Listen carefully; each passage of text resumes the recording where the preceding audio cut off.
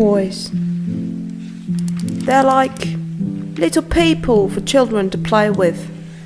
They all live in a pink plastic world filled with fun and excitement, without the nasty bits we have to suffer through like taxes or car insurance. Although, toiling is not all play dates and parties, you know. Sometimes people get hurt. Sometimes children get hurt. And I like it. So here's a random statistic to start things off, shall we? More than 200,000 children are treated in hospital for toy-related injuries every year. If you'd stack all those children horizontally in a straight line, that's roughly about 200 kilometers of mistakes. You'd also be able to get from Hecht, Belgium, all the way to Amsterdam. I'm Miriam Abrahmovich, and I'm the head of research at the RDC Centre for Rubber Duckies. Today, we'll take a field trip across the wild seas of every toddler's bathtub in a non-predatory way, in search for the same familiar toy we all know and love. So put your goggles on, don't forget a bikini, and let's dive right in. We could have went to a pond. A toddler can't even swim in the Yellow, cute, hollow, large, small, pocket size, yellow, cool, dangerous, red, blue, sparkle, strong, politician, black, yellow, rubber, ducks.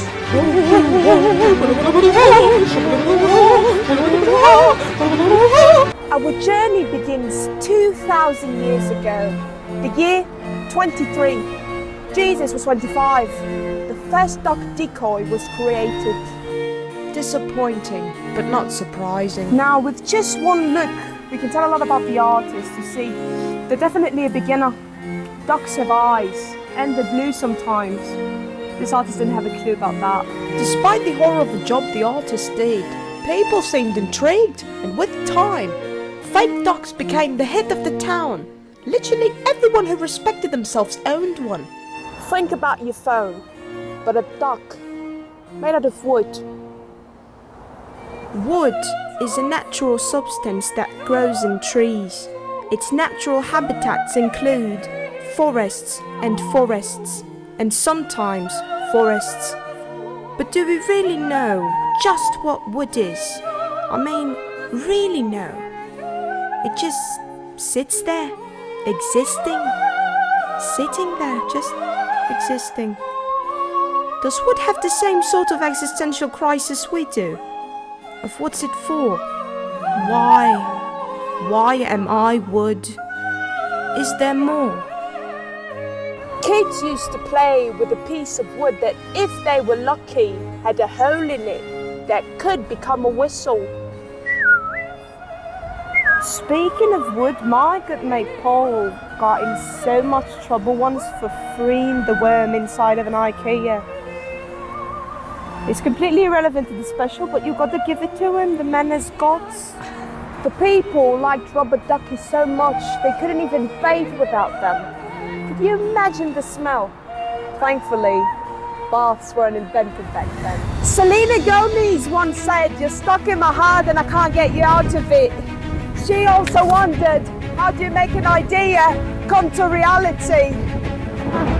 A kidney lesson 8 albums later, and still no invention of hers is relevant to this special. But this is the fun segue part where I move from one topic to the other, which has to be both relatable and smooth.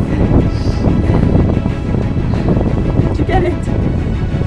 Our journey continues in the late 1800s when a guy named Rob Duckland did the unthinkable. He mixed melted rubber with sulfur, which means he was really bored. The mix made a pliable, moldable and waterproof substance called vulcanized rubber. To some people, this invention might sound quite useless. I agree.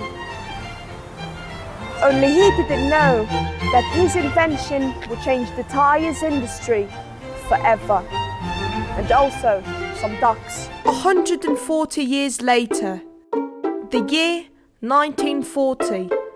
Jesus has already died, but at least Rob Ducklin's invention was finally used for a specific, special purpose. A sculptor by the name of Peter Quaking Got tired of designing chess sets. Instead, he created the sculpture of a yellow, unrealistic, and horribly proportionalized duck. Somehow, just like programming, this useless invention sold more than 50 million copies worldwide. Now, if that doesn't tell you we're doomed, I don't know what will. No, rubber duckies remind me of my granddad Julio, because he's someone you'd also bathe with, or feed breadcrumbs to. Depends on the day, to be honest. Till this day, rubber duckies are still a common household item almost 84 years after their release date, just like Coldplay, Metallica, or other musical bands old people like listening to. But what is the secret behind this mystery? Are we even deserving of this knowledge? I don't care, but this has to come full circle somehow, so let's go find out. First, I had to go rogue and get my hands dirty in the deep muds that I like to call the muds of research. They say curiosity killed the cat, but satisfaction brought it back. That means curiosity is my 2 spec cupcakes from last night. I'm the cat, and the toilet brought me back. Quite frankly, it barely did. After acting like I've read a book, I searched for a while, got some help from my Aunt Susie, which was a total waste of time, but I felt bad. And just as I was about to give up, I found a key element that I almost had missed. You see, The population got so attached to rubber duckies, they weren't considered as just toys. They were family. Aww. That friendly neighbor, that imaginary friend you caught feelings for, that nice lady you see on holiday but have no idea how she's related to you, that priest that puts... Wait, what? Who wrote that? rubber duckies became essential, important. They made the perfect companion to any child, grown adult, or troubled grandma. They symbolize infancy, childhood, and early youth. Could that be why us humans got so attached to rubber duckies we just simply can't live on without them? That could be the case.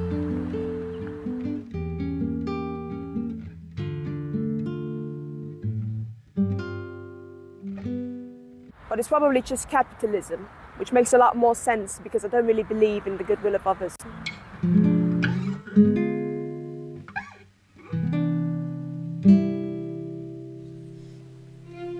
Well, that sums it up quite well, doesn't it?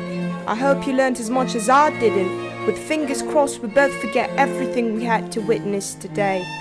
I've gotta go. I just got a text that my mate Paul found his way inside of an H&M again and haunted the memories of many more innocent children. And next time you see a rubber duck, remember,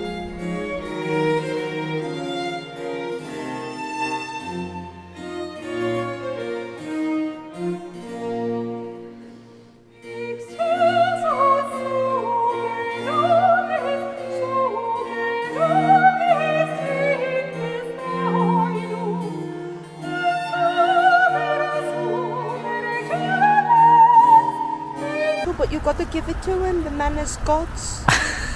סליחה. זה בסדר, יש לי מיקרופון, אולי זה לא גדול. תעשיתי שוב. אוקיי, יאללה.